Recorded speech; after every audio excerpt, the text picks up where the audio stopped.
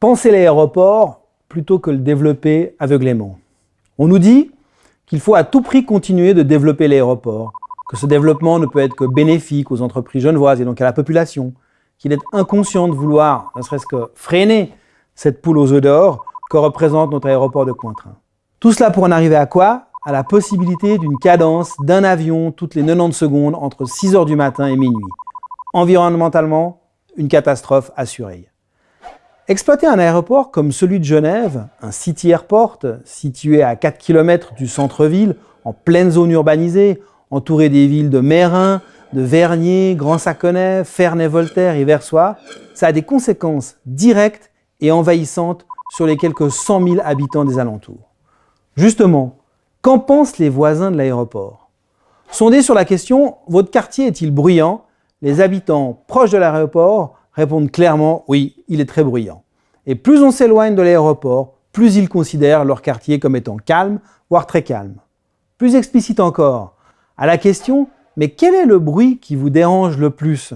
les habitants proches de l'aéroport mettent en tête largement les avions devant voitures, trains et motos. Voilà ce qu'en pensent les habitants. Mais que nous dit l'économie? Basiquement, celle-ci nous dit le développement du trafic permet le développement de l'économie. Mais là également, la vérité est nettement plus nuancée et conteste le développement aveugle de l'aéroport.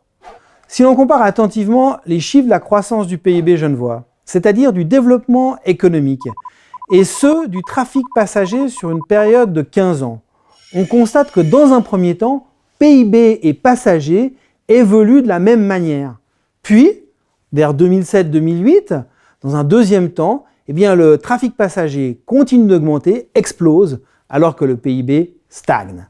Ça, c'est le signe de l'inutilité, pour l'économie genevoise, de la stratégie du tout low cost de l'aéroport. La déconnexion entre croissance économique et développement de l'aéroport est désormais flagrante. Un développement aveuglé de l'aéroport n'apporte rien à Genève, mais en plus, il engendre des coûts multiples et variés. La propriété foncière et immobilière est systématiquement dévaluée lorsque le bruit augmente. À Versoix, c'est moins 350 millions. Dans le secteur de Vernier-Village, c'est moins 220 millions de pertes de valeur cumulées sur 50 ans. L'impact sur la santé de l'aéroport a également un coût. L'augmentation de la pollution de l'air dans la zone proche de l'aéroport supprimera d'ici 2030 plus de 450 années de vie.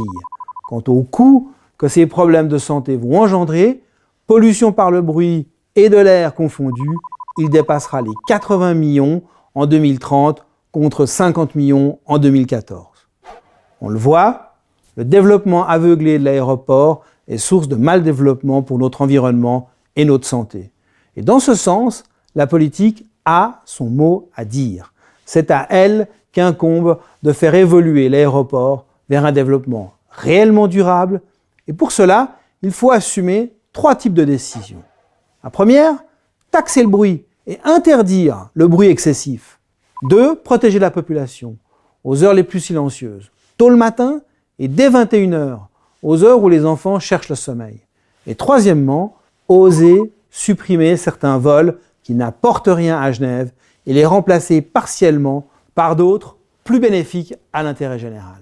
Ce n'est qu'ainsi que nous arriverons à reconnecter activité aéroportuaire, population riveraine et développement économique, durable et social.